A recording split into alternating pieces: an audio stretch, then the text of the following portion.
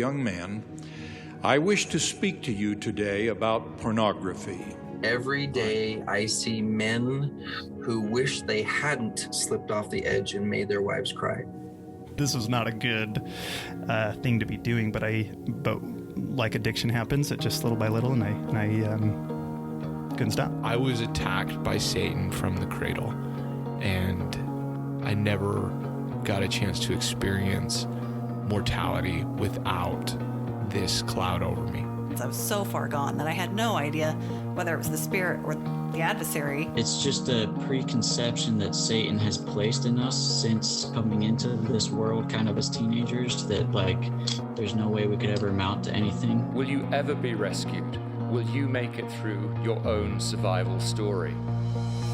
The answer is yes. This is a new weapon that Satan has been using. Deception, we're not talking distraction, about it. discouragement. I fight to watch men reaccess the power of God. I am looking tonight. It's not out there. It's become far too normalized. It's for normalized. men, young and I old, realize now that I am a warrior who care enough about this battle between good and evil against the adversary to sign on and speak if up. I turn my life around and be the person that they need.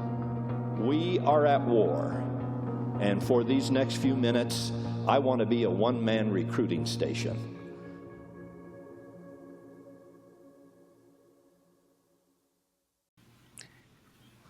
Yo, here we are. All right. This is it. This is not the normal voices, though. Absolutely not. We are new. Weird. Who are these guys? Well, I bet everyone's bunch of all weirdos. wondering. That's the truth. Well, Garrett, would you Well, like to start to things- start us off with... Yeah, don't let me interrupt you. Absolutely. Welcome to the Eternal Warrior Podcast, helping young people in their quest for self-mastery, sharing stories from the battlefront in the war against Satan and pornography. I'm your host, Garrett, and here we have... And Eli Jenkins. There you go. I don't know. Yeah, there you go. You get both my names. Privacy is irrelevant. Yeah. Well, Eli, tell me, why are we starting this podcast back up? Good question. I think we both got our reasons. But I just love this podcast as a young guy, a youngin', and it was a big part of my growing up. And it made me sad to see Wes and Spenny leave. And so I'm like, so I think it should keep going. For that exact reason, I didn't have this podcast when I was younger, but I didn't have anybody to connect to. I didn't have that connection. And so I'm here because I want to provide that for others, just like it was provided for you in the past. So I'm here to help provide that connection that somebody out there is looking for. Yeah. And that's super powerful too. Yep. Well, who should we interrogate first? We need to tell these people who we are. That's true. Well, I don't know. Let's go with you first. You'll be our first victim. All right. Eli, tell us a little bit about yourself. So my name's Eli. Hi, Eli.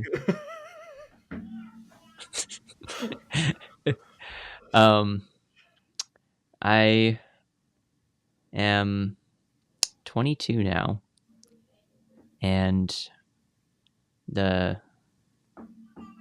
I graduated the program in 2019, I want to say. And yeah, it was it was a journey.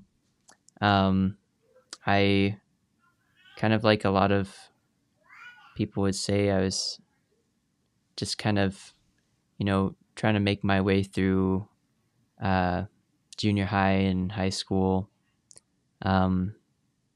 Elementary really was a struggle.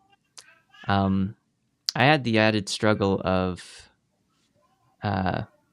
being diagnosed with ADHD and autism, and like, those were a struggle in themselves, but even just the label that came with them was the real kicker for me. So Are you referring? I had Sorry to interrupt. Yeah. Are you referring to, like, I guess, your social relationships that it was the kicker, so to speak? That it Yeah. was.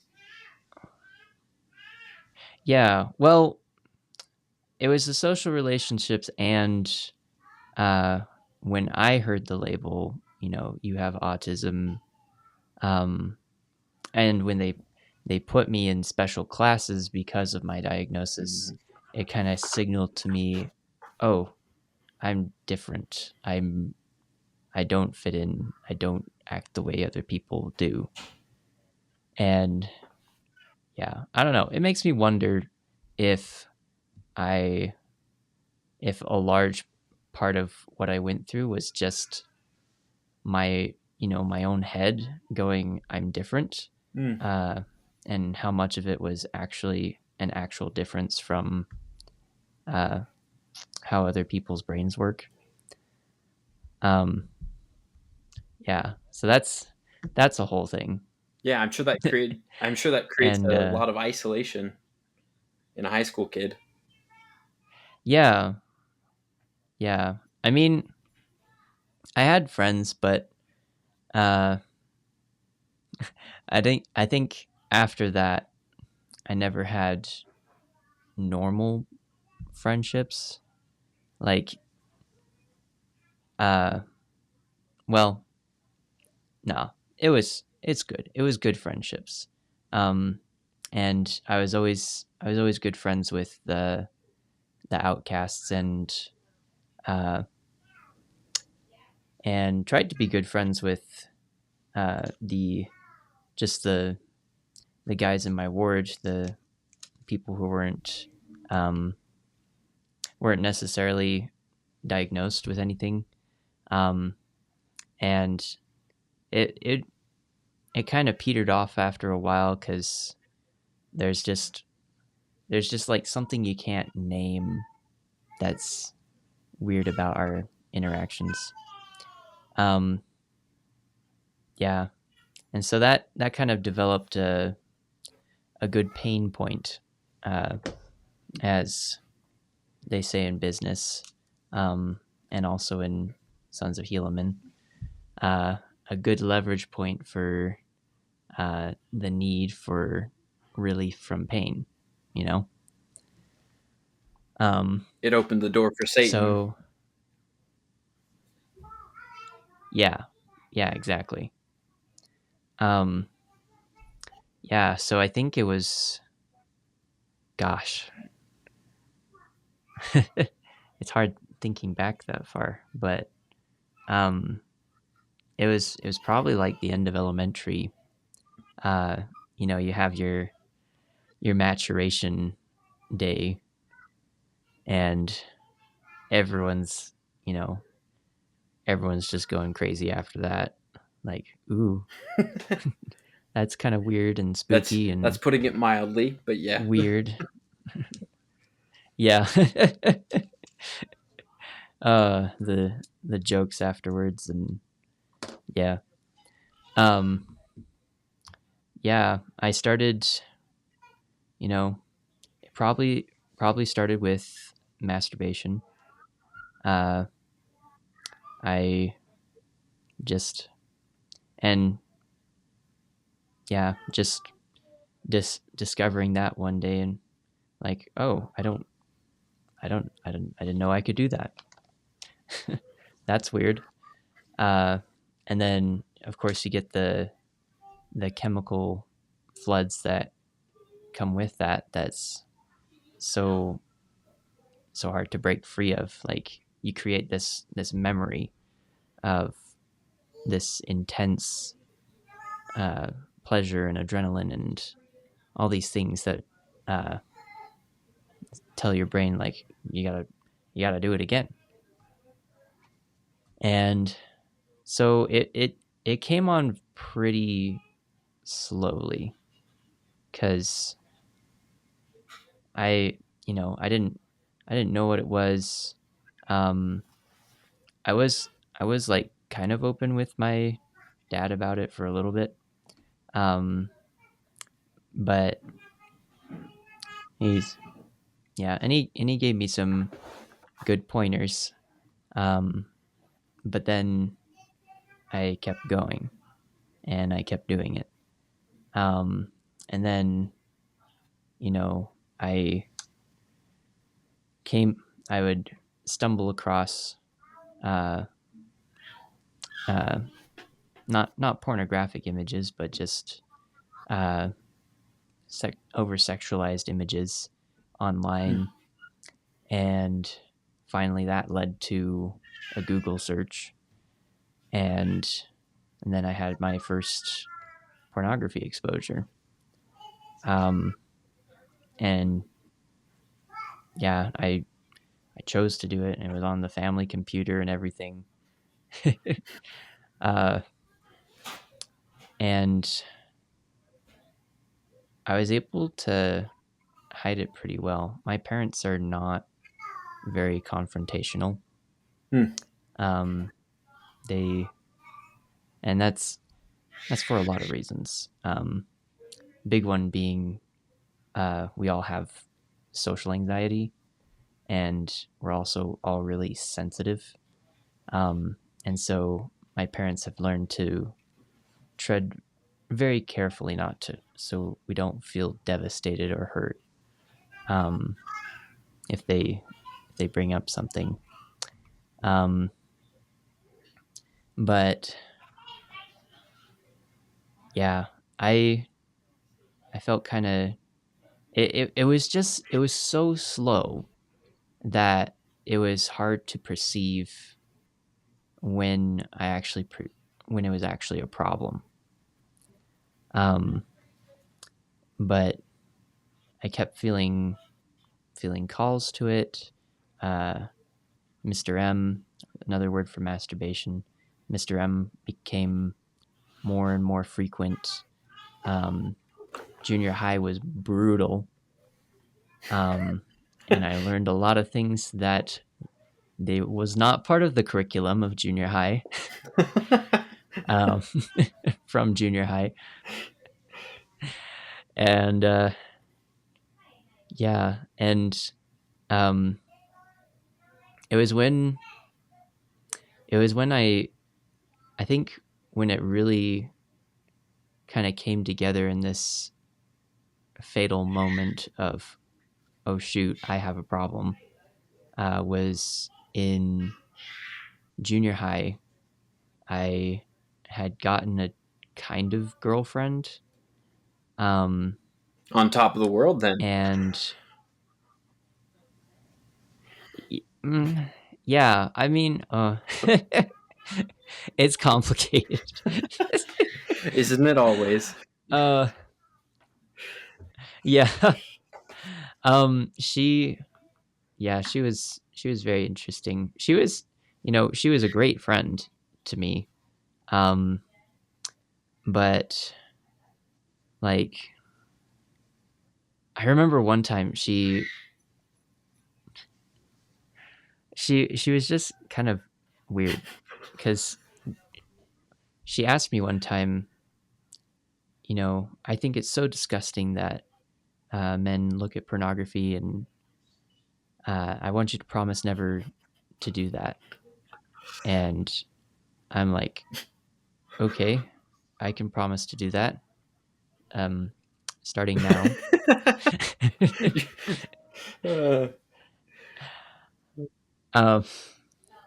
And it was I had in my mind, and this may or may not be an attribute of autism, but I had in my mind just like I couldn't separate like positive sex chemistry from negative sex chemistry, which is a big point we talk about in group. Yeah. It's not just all bad. You can't just get rid of all of it. You have to. It either has to be used in context or transmuted to some sort of other energy. Right. But at that time, I'm like, I don't know what's good. I don't know. It just seems like it's all bad. And I was having feelings for her, and I'm like, I gotta get away from that. And so that mixed with the shame of having this other life led me to break up with her. And I just said, hey, I wrote a letter at like 3 a.m. in the morning, and then gave it to her the next day. As you do. And, you know, as just your average high school breakup. Yeah. Oh my gosh, my dad made fun of me for that for ever. Like, dude, just break up with her. It's not that hard.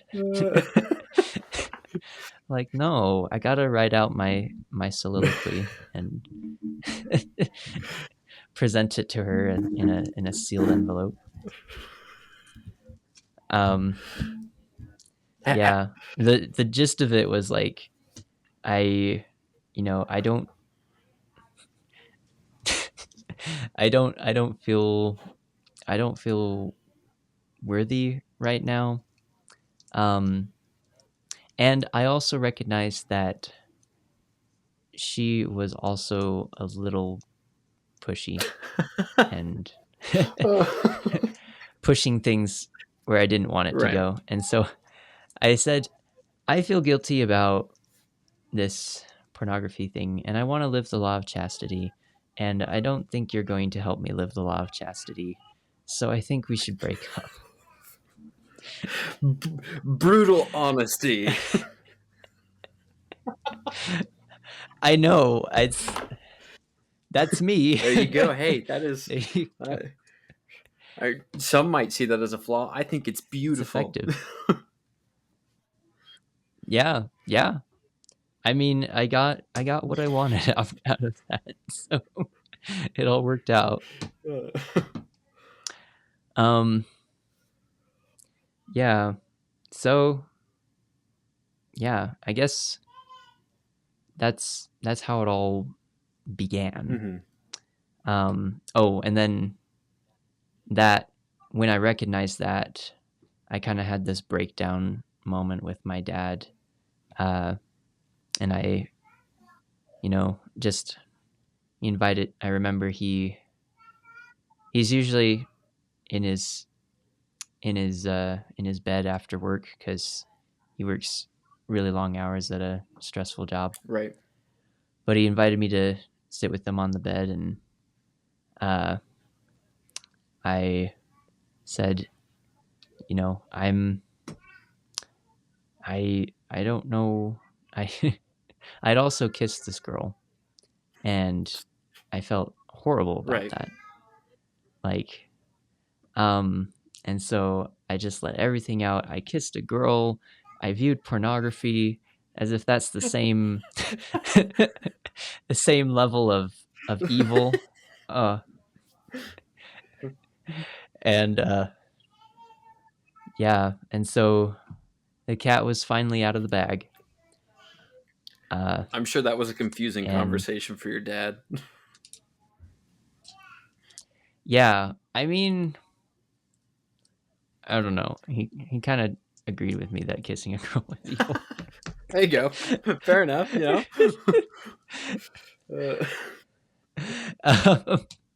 I mean, no, it was. Yeah, just kidding. It was. It was kind of. It wasn't an ideal situation. Right. How I kissed her, but yeah. Take it as you will. It's definitely different views now. Right. But for both of us. But yeah, and like I said, my parents are never like, they're not pushy at all. They don't want to confront us or force us to do things, and so we just kind of took it slow from there. Like, maybe we should talk to the bishop, and we tried with the bishop, see if we could solve some things. And he had some actually kind of good strategies, like make a calendar and mark the days that you do good and mark the days that you don't. Just like, and there is validity in just keeping data on it, which is pretty cool. Didn't help a lot. Like, I mean, just I was excited because we were doing something about it, and so I did well for a little bit, Right. and then it kind of petered off. Yep. And so, yeah, and so after that, we're like, okay, well, maybe we should look into a therapist. Didn't go for Sons of Helaman immediately, even though my bishop knew about Sons of Helaman. Right. It was expensive, and my dad loves paying for things himself and not having the bishop help out, and so he's like, we're gonna try something else first. Right. And I had two therapists, and they were both awful in their own way. Just completely awful. Like the first guy I went to, he's like, okay, first of all, masturbation's not a problem. I masturbate. It's fine. Oh, And I'm like, jeez. okay. Moving on. Okay. Yeah. You're like, and yeah. Yeah, we need someone else. Second guy, the second guy was okay. right. But it was just awkward. Like, I'm an awkward guy by myself, and my dad's an awkward guy, and then we're both awkward, and we make it really awkward, and Yes. end up like I just end up not talking most of the time. So he didn't. A lot of the time was just like spent in silence with the therapist staring at me, and I'm like, when I get overly stressed, I like disappear into my own little world, and so I'm not even aware that he's there. I bet that was an interesting so- session. Just sitting there and staring Yeah. off. Yeah.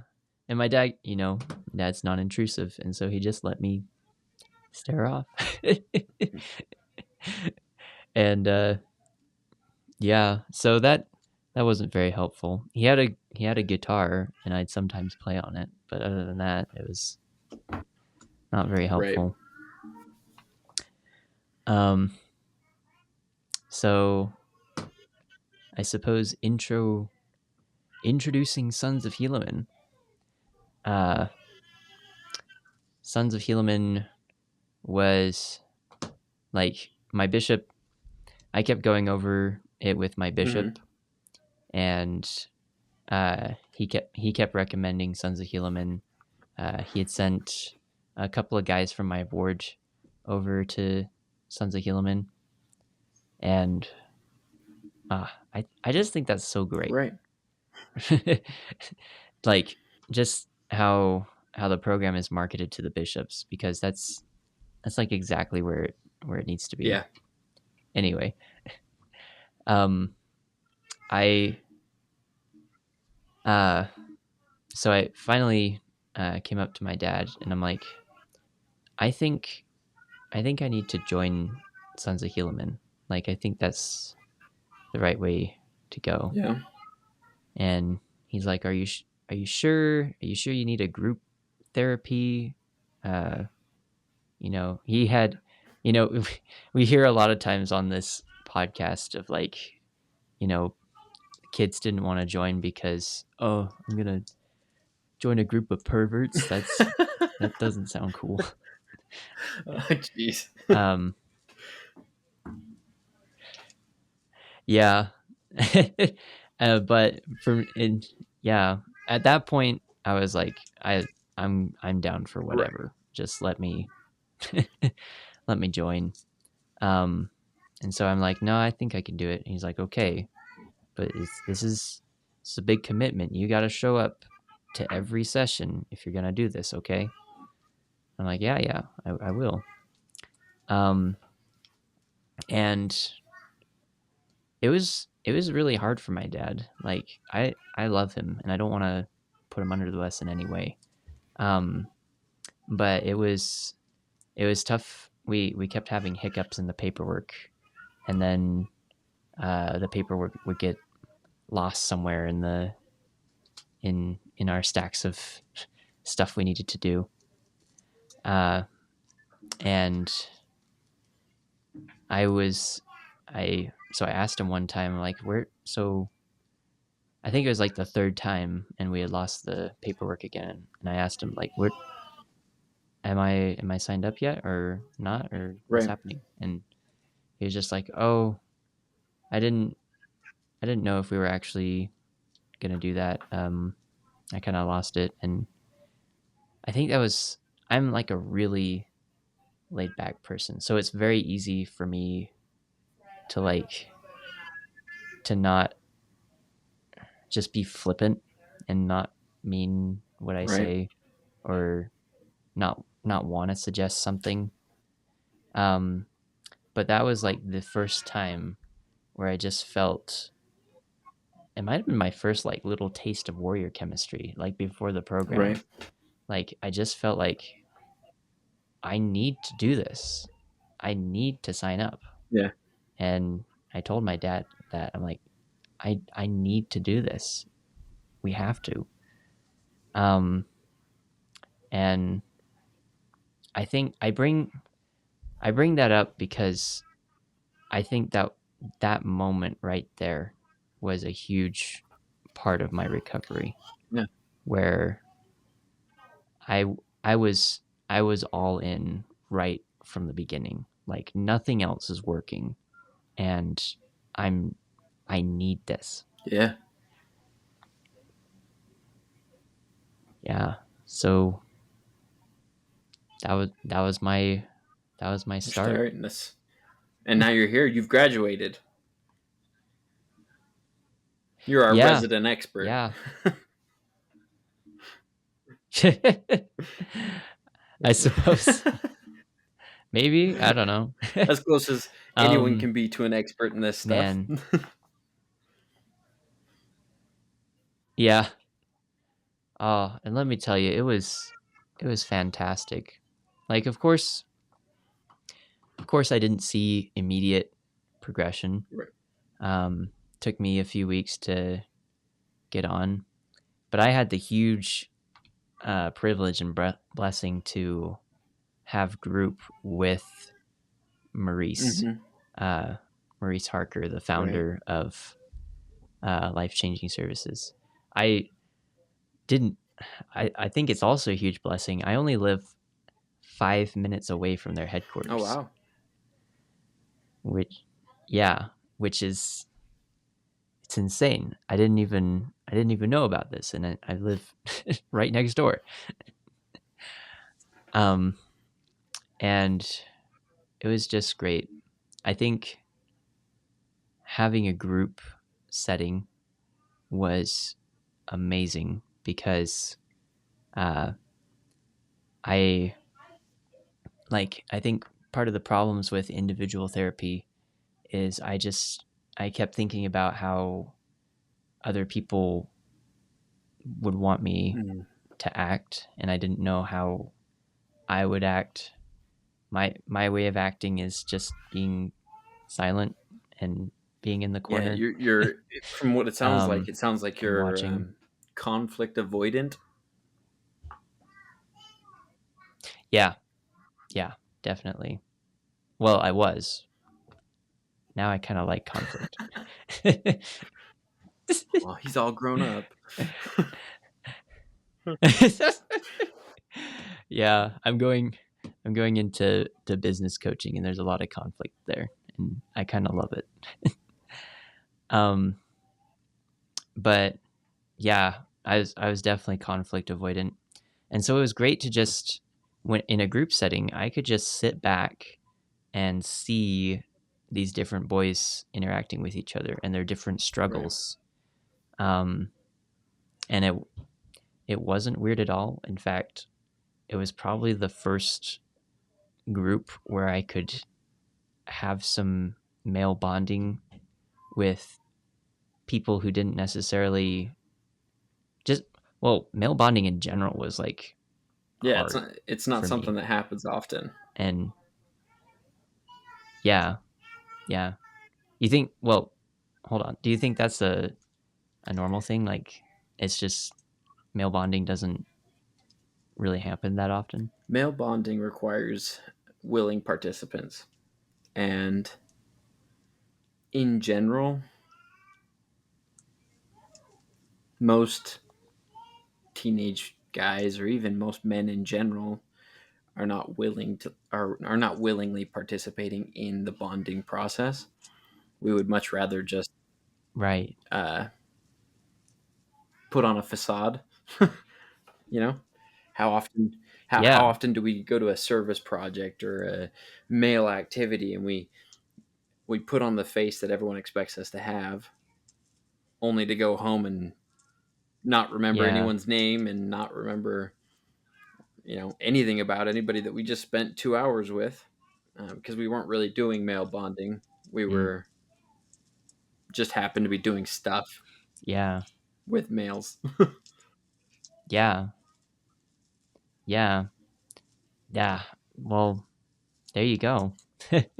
So I think that was great. Like I'd never have a group of guys that I could just be straight honest with and talk about our feelings and But in a manly way.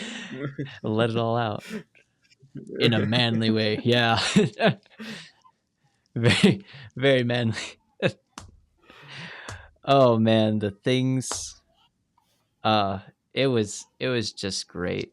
The weird obscenities and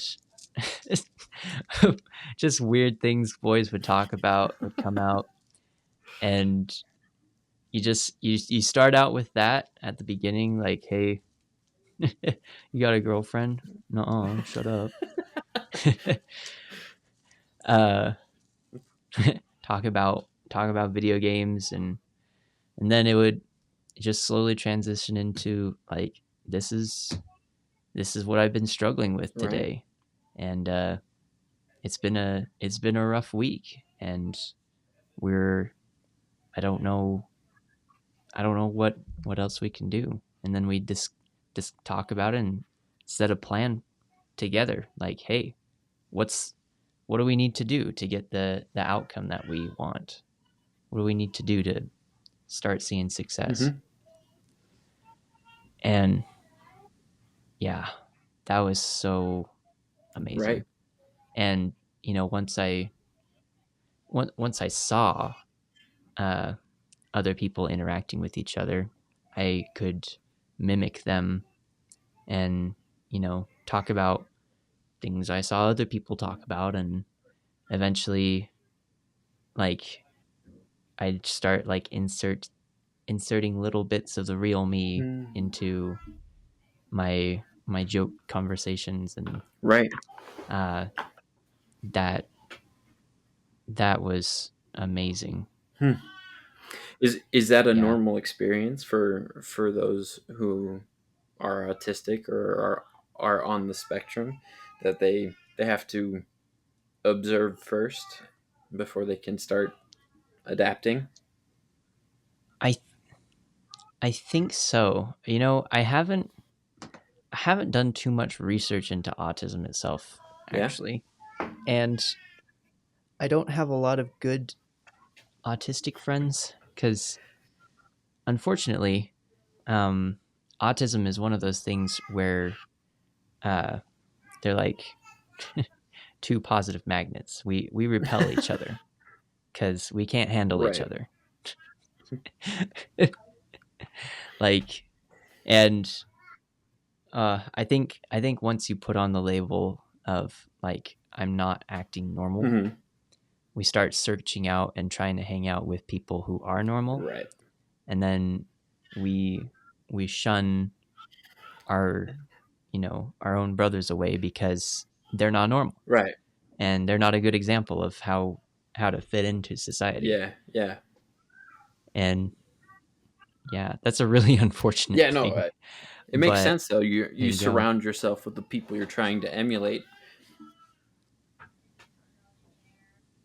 Right. But I think that is pretty standard. There's a term called masking, which is starting to pick up popularity, and it's not. Yeah, it's used to refer to when people. I think people with any sort of neurological condition, like they just put on a face because they've observed how normal people act, and they can just act that way. A lot of autistic people I know go into acting because they've had to be acting their entire Interesting. lives, and so they're really good at it. That's interesting. Yeah. Huh. Yeah. I would be curious to see statistics on that. To just see, what is the data on that? How many actors are on the spectrum? That's interesting. Yeah. I don't know. There's a whole show on BYU TV right now called A Kind of Spark. Okay. And it's based on a book about a girl with autism, and her sister has autism, Mhm. and it's just their normal interactions trying to grow up in this town where everyone is hyper focused on making everything perfect and normal. And in the TV show, the actor is actually autistic. Oh.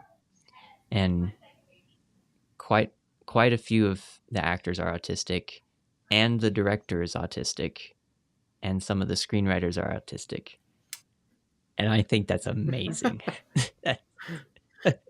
That's representation right there. Representation. Right? The fact that you could the fact that you could get all these autistic people together and not like bite their heads off is a miracle in and of itself. Right.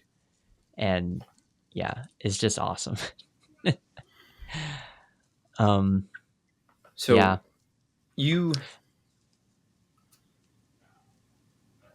What am I trying to say? You entered the program. What are you trying to say? You did well in the program. I assume you graduated the program. You vested as a teenager? Right. That's a good point. So it took me, I don't know if it was a year or a year and a half. But I think I started the program around February-ish. Right. In 2018. And we kept leveling up and finding good ways and good strategies. Life kept getting better, which is, I think that's an amazing correlation. Like when you get better at your controlling your addiction, you get better at like everything right. in general. And it was New Year's Day that I graduated the program. That's awesome. And that felt so good, and I almost slipped up that day, and that was devastating. My dad had decided to buy me a phone to celebrate, and that was scary. I believe that. Yeah, and yeah, the first thing I wanted to do, of course, was try to set up some parameters on the phone, make sure I didn't get content that I didn't want to see, and it was a brand new phone, and so it didn't have any restrictions, and I got a little sidetracked, but luckily I caught myself, and when I did, it was really hard not to throw the phone. Not to chuck it out the That he window. just bought me.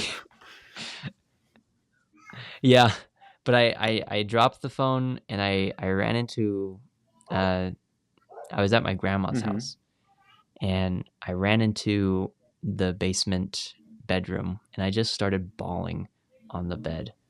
I couldn't stop crying, and my dad came in, and I told him, and I'm like, I would have, that was it. That would have been the end of the world to Right. me. Like, I would have lost everything I had worked up for. But I did it. I graduated. What was, like, you have to be, what's the actual phrasing? You have to be consistent with your goals for at least 12 weeks. Right. Yeah. Yep. Yeah. And yeah, it was amazing. And I assume since then you've maintained your investiture, I guess. Your vest. What is it? Yes. Yes. You are a vested son of Helaman.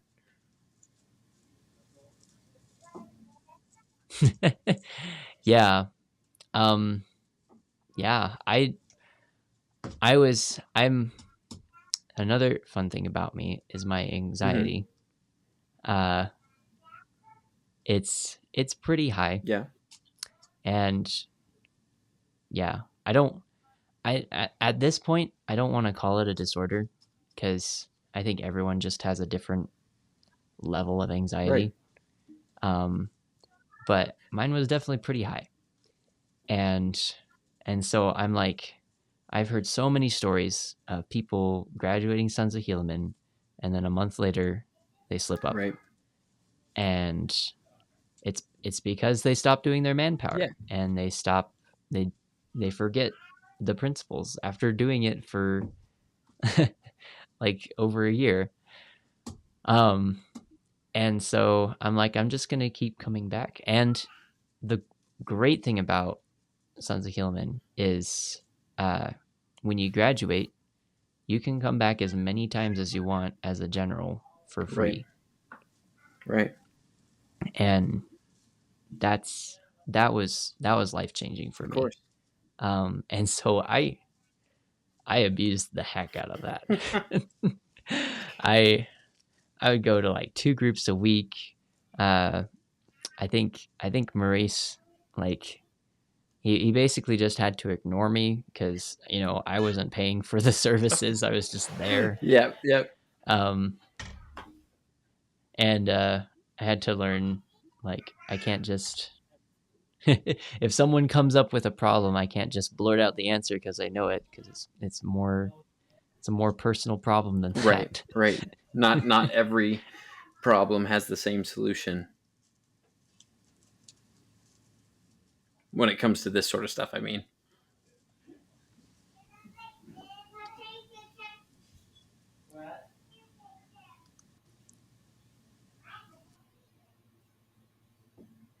Ooh, I lost you for a little bit. Oh, I said, but you're back. Yeah, I said not every problem, especially with this sort of stuff, has the same solution. because it is so personal. Right. Yeah. Yeah. Yeah. So I learned pretty quickly, my role is to listen and to give suggestions and not answers. Right. That's awesome that you've chosen to take the role of a general on the front line, so to speak. Yeah. Yeah. And I felt a lot of fulfillment in that. And Maurice wouldn't just ignore me. He would, like, sometimes at the end of the day, he's like, "We have a general here. Right. Does he have any words of wisdom for us?" Right. And yeah. So then, put me on the spot, but I loved it. if that's the case, what keeps you fighting now?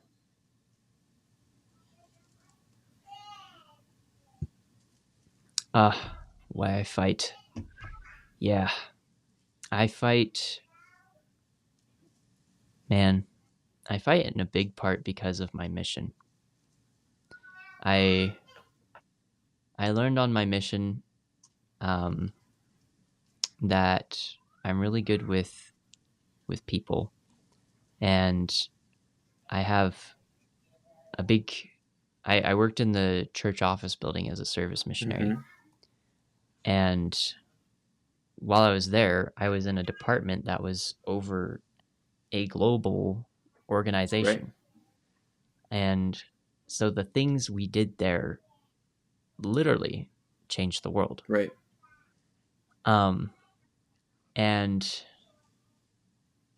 Satan's big attack against me now is my self-worth. Like, I don't fit in, I don't have anything to contribute. Right.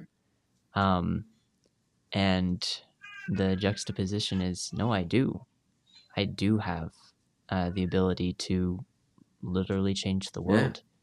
Yeah. And I fight to get back into a position where I can do that.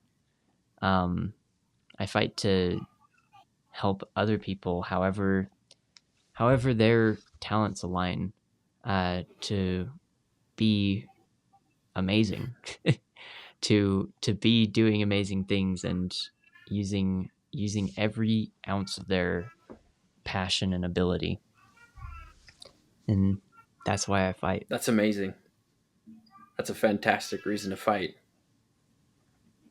It reminds me, currently we're reading about Alma and Ammon and Aaron and all their missionary escapades amongst the Lamanites. But it just occurred to me as I was reading this past week that King Lamoni, as soon as he had a testimony of the gospel, what did he do? He immediately went out to the people and shared what he knew, what he had learned with them. Right. And that appears to be exactly what you've done. As soon as you learned the benefits, as soon as you figured out how to fight like an eternal warrior, you turned around and started helping others. And that's huge. Thanks, man. Yeah. Yeah. It's pretty epic. Not gonna lie. That's right. It's pretty epic. Humble brag. It's epic. Well, I think it's just epic, what I'm able to do now. Like, I didn't think I could do anything, and now I get the awesome privilege to hang out with you guys and think about passion projects and see how I can help just in my community. And I think, that gives me a really good reason to live. Right. Is just serving other people. Absolutely. Hey guys, thank you so much for taking the time to listen to my story on the first episode of the EWP. Woo! Next week, we're going to hear Garrett's side of the story, but first, let's leave you with a message from our sponsor, Maurice Harker. Here you go. If you're listening to this podcast, you have probably found that you are in need of, you are strongly desiring, a level of self-mastery that you have not been able to achieve on your own, or you are a loved one or a parent who knows someone who would like to achieve that level of self-mastery. It's not fun to be in that situation. Been there, done that. I've become a specialist in this area by spending 30 years initially searching for and harvesting eternal principles found in the world of psychology, science, and the words of the prophets, many of them found in the Book of Mormon, for my own sake first, and then I found that they're of great value to others. Instead of just hoarding these concepts, we put them into a book form that is easy for you to access. Like Dragons Did They Fight? You'll understand the reason why it's called that when you start reading it. But go to likedragonsfree.com, get your own free copy of it, download it, and then when you're ready to talk over your circumstances and make a battle plan, call 877-HERO 877, in other words 877-4376. Talk to our headquarters people, and if necessary, they'll arrange for you to have a consultation with me. I am sad that you're going through this, but I've watched thousands and thousands of young warriors gain the confidence and strength they need to be able to have the lives they want now and the futures they desire to have. We will see you soon.